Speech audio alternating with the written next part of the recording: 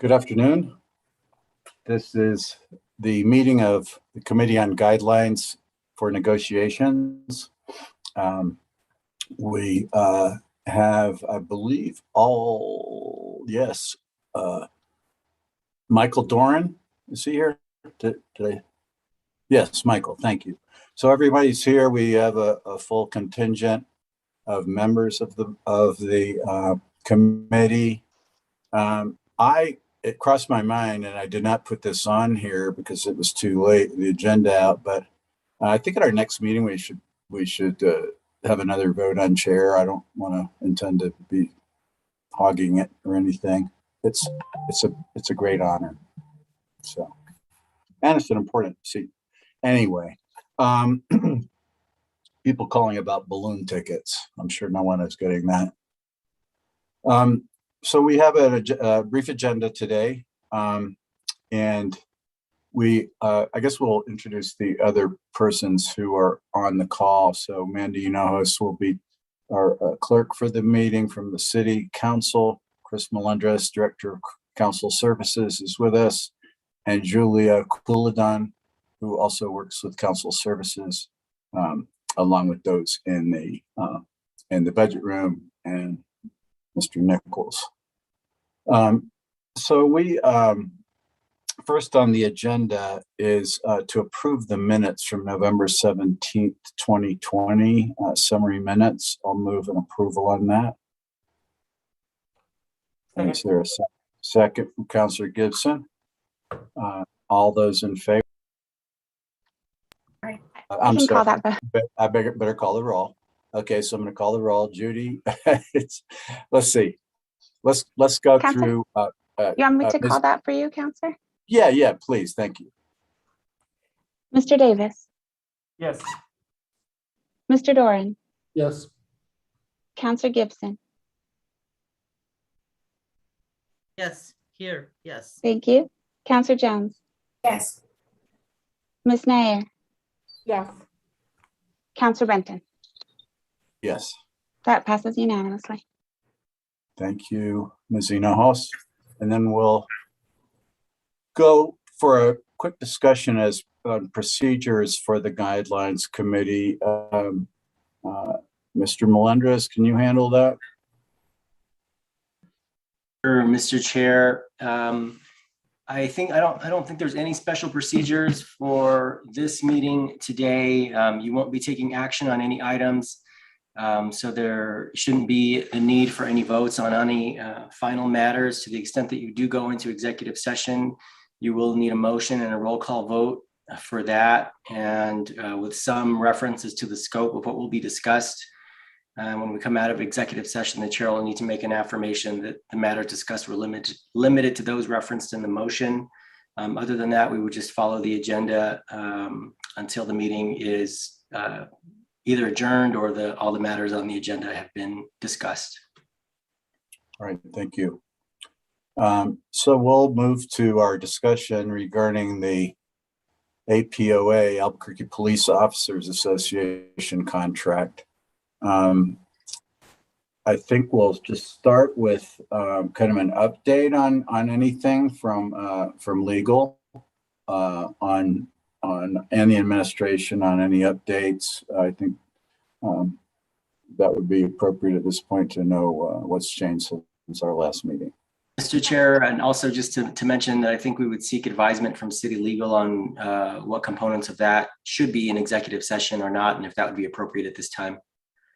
Thank you, Chris. Yes, thank you, Chair Benton. I was going to suggest that just if there are any folks watching at home so they understand what the rules are here, if we could ask Ms. Holtz to explain that, and then we can go from there. Thank you. Thank you, members of the committee. We would advise that we go into executive session for this agenda item, considering that negotiations are held in closed session and are considered to be confidential. So that way we would be able to give you a status update as to where negotiations are. Very good. Any discussion or questions from the committee prior to a motion to go into executive? Question. Counselor Gibson. Is that the only topic that we need to discuss in closed session? Because I believe so. I don't think, I mean, it's the only, Chair I get- Benton, yeah. so we are sort of halfway through negotiations. So if there are any of the other bargaining units that are still in open negotiations, then I think we would want to discuss the status update in closed session as well. So that would be our J series, our security, our Okay. APOA, and our M series are all still at the table. All right, so that's item 4. And those would be completed negotiations. So we'll be discussing agenda items 3 and 4. Thank you for clarifying that, Councilor Gibson. So are there any questions that at this time for the public session? Seeing none, I'll move that we go into executive session. And is there a second? Second. Thank you. Ms. Hinojosa to call the vote. Mr. Davis, Yes. Mr. Doran, Yes. Counselor Gibson, Yes. Counselor Jones, Yes. Ms. Nair, Yes. Counselor Benton. Yes. Passes unanimously. All right, thank you. And I need to state that that motion correctly would have been to discuss negotiation updates primarily. I think, however, the contract is on there, and I would imagine, is there any issue if we were to discuss both of those agenda items? I'll ask our legal folks and or Chris. Mr. Chair, there wouldn't be, I mean, you referenced before the motion was taken that it would encompass both items 3 and 4, I think, which deal with contractual issues kind of by their nature.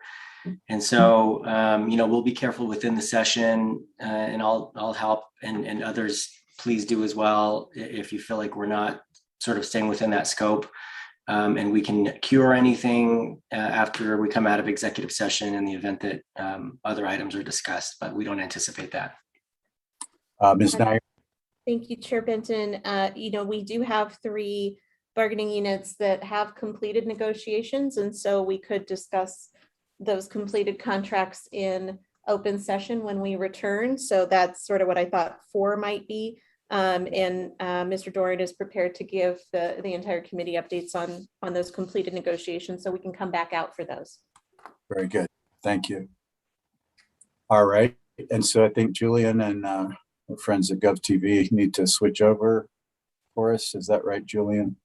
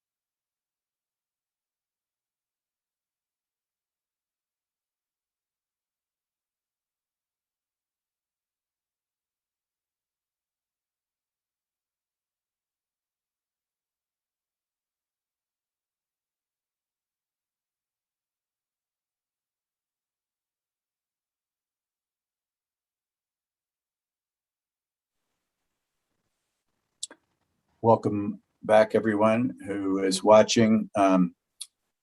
We did meet in executive session, and I affirm that the matters discussed in executive session were limited to those referenced in the motion. And we are now back on our agenda, and we're going to, just a moment, sorry. We're going to hear from unrestricted reports with regard to the update on completed negotiations. So I'll ask Ms. Nair and company to present that report. Thank you, Chair Benton. I'll turn it over to Vice Chair Doran. Councilor Benton and members of the committee, we have completed negotiations on 5 out of the 8 bargaining units right now. That includes 3 AFSCMEs, the 624 Transit, 624 Blue, 2962, which is the Clerical Union, IAFF, and the Police Officers Transport Union. In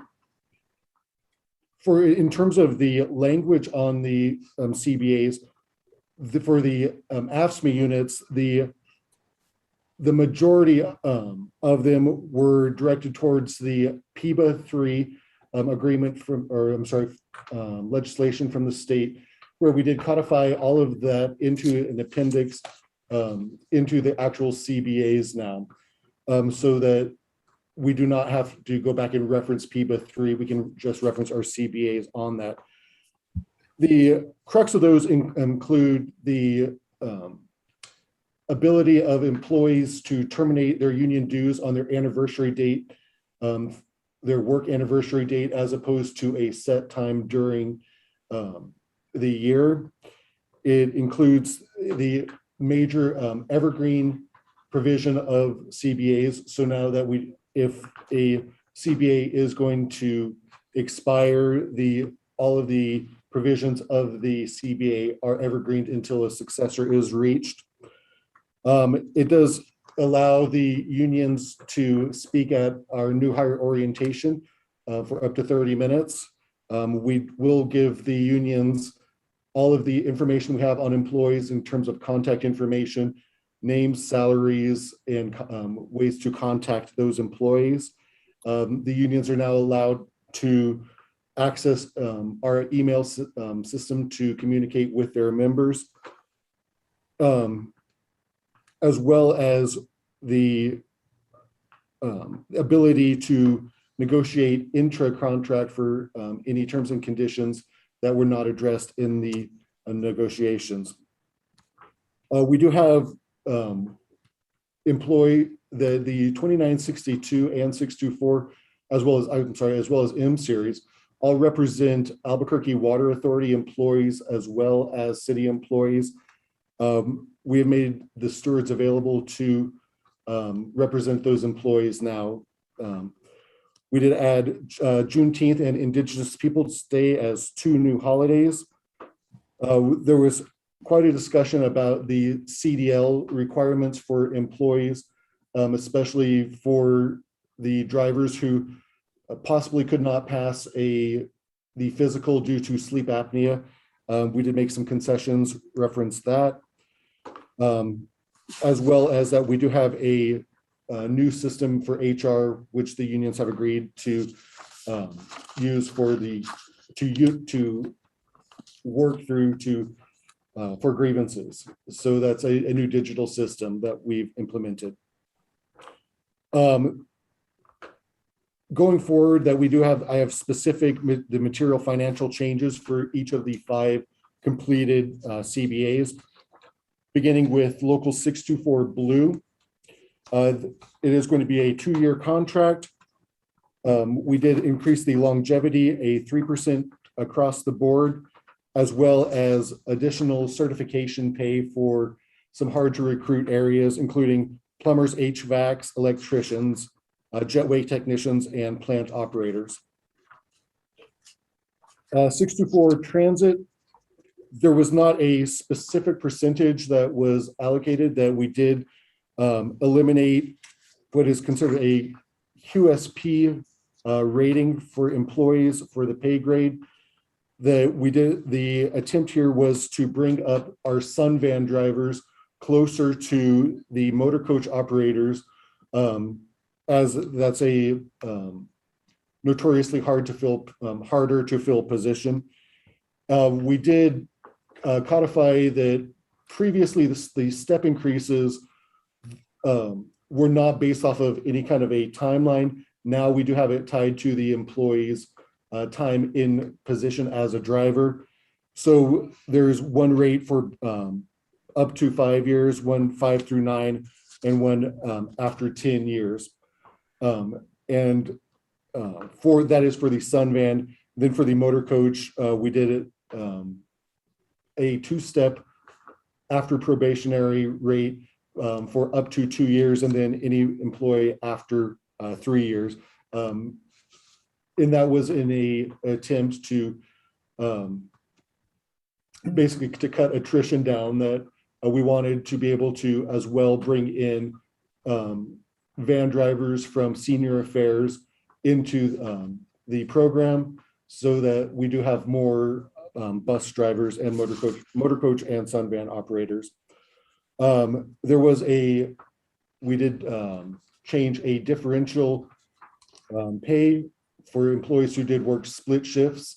For example, if somebody drove 4 hours in the morning and then 4 hours in the afternoon or in the afternoon hours, they previously did not qualify for a differential pay based off of, we were calling the AM shift as their primary shift. Now we're saying if they're working more, at least 4 hours on the later shift, they would be getting the differential on that. For 2962, this is the clerical white collar folks. It is going to be a 2-year contract, a 3% increase across the board for all employees, as well as we've added a certification pay to APD records employees who do have, this is the 24/7 unit of employees who are entering into entering data into NCIC. They have to be there all the time for that. So that is a $2 certification. Again, that is a notoriously hard to keep employees in the position. For the prisoner transport unit out of APOA, this is going to be only a 1-year contract. These were folks who were lagging significantly behind other employees in the city. They were not on a 24/7 schedule. We did negotiate for them to be working now 24/7 in order to ease some of the burden and from our officers. And that was because of the 24/7, there was a 6% increase to that, as well as a longevity bump for those employees. And finally, for IAFF, that is going to be a 2-year contract ending in 2023. There is a 3% across the board for those employees, as well as we did agree to pick up 75% of a state increase from SB 90 in the state session. There was for positions in the paramedic pay plan, we did increase that a 9.5% increase for those employees. And now employees can also ladder some of their pay certifications as well. And, Chair Benton and counselors and other members of the committee, I really want to thank and acknowledge both our lead negotiator, Brian Nichols, and our entire negotiation team. As you just heard from Mike's presentation, we fixed a lot of longstanding structural issues. They also negotiated some specialty types of pay for hard to recruit positions, which those of you who have been in the system for a while know that it's very difficult in general to get the labor unions to acknowledge that some of their positions are harder to recruit than others, and to allow us to have those incentives. So I also really want to thank Casey and Rocky and Monica, who's no longer the C-Series, but was at the time of negotiation. And I think Sean does the negotiations for prisoner transport, and then Justin and Brian from IFF. Really, everybody did come together to live within the budget that the council allocated, and also to recognize some of these longstanding structural issues, plumbing and electrical being another one the council has often spoken about, getting those tradespeople up to a place where we're competitive with at least other governments in the region. And so everybody came to the table really willing to work on some of these longstanding issues. And I think we got some good results. So just wanted to give them all a shout out and thank you. Thank you. I had a quick question. The council also in the operating budget allocated funding for DMD project managers, or is that underway, or where does that stand? Those are mostly out of unit. So most of those are in the E-Series, but there are some in the M-Series, and that's part of some of the issues that are going to impasse in M. It is difficult to negotiate when it's specific to certain professionals, but we'll make sure that we implement the council's wishes on that. I think the full council or FIGO has had a presentation on those, but if we need to make another one, we can. And similarly, the planning positions Yeah, the other one.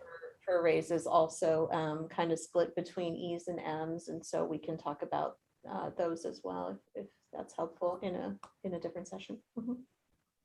Yeah, that would be good to do. I mean, these are recognized, inter-unit ruffled feathers ever, but these are very hard for us to compete. Otherwise, we're losing so many planners and DMD project managers. I mean, without a project manager, it's really hard to put our projects out on the street and at the rate that our constituents expect. So, all right. Well, thanks for that briefing. Are there questions from other counselors? Counselor Gibson. Thank you, Counselor. I appreciate the conversation about the project managers, but I remember that coming up a year or two ago, pre-COVID, and that was regarding engineers, DMD engineers as well.